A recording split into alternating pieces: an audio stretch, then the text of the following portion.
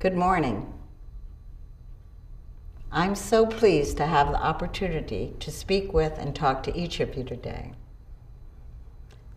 I wrote a book called You're It, which is the theme of my life. You're it. There's no one in the world like you. There never has been, and there never will be.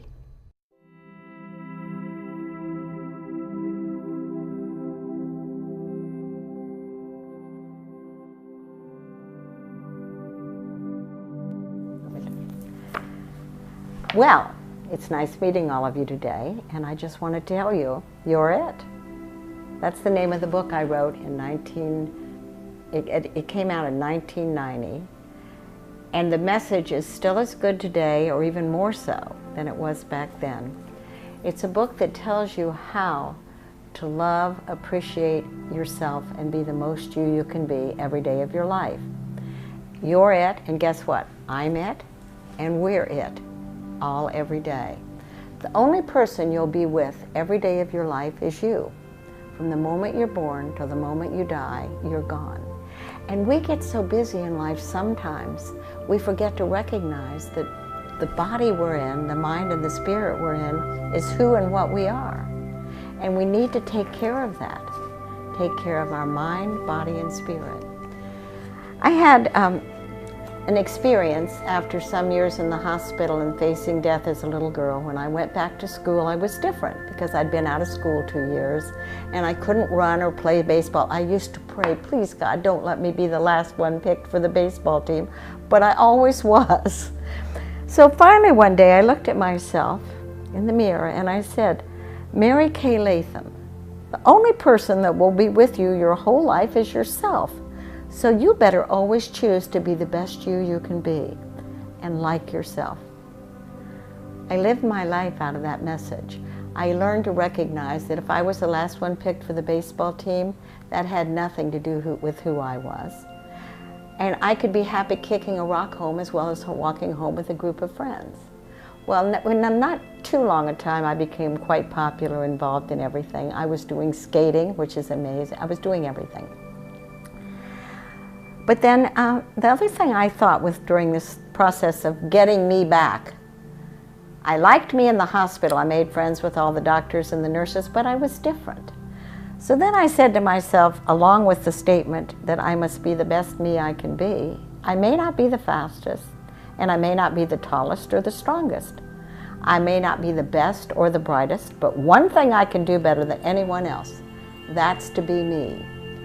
As I talk to you, my message is not about me, but it's about inspiring you to be the best you can be. We all have special talents, special skills, special possibilities, and we all have problems. And unfortunately, part of nature, I call it the devil's work, is to make us think we're not good enough.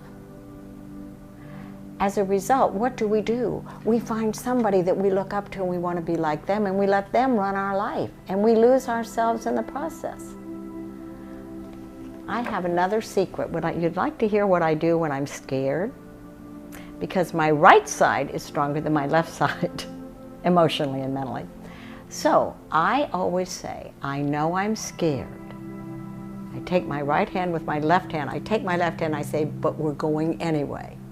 I've gone on many flights alone to places with people I won't know anyone, and dreaded going, spent the money to go because I felt I needed it. And I always got on the plane with my right hand pulling my left hand, even if I was crying, and said, we're going anyway. I never came home that I didn't have a wonderful experience and grow from it, never once. But had I not done those things, I wouldn't have as much to share with you today. So my gift to me, which hopefully is a gift to you, is how to be more, not less, no matter what happens in life. We've all got shit to handle. That's part of being alive.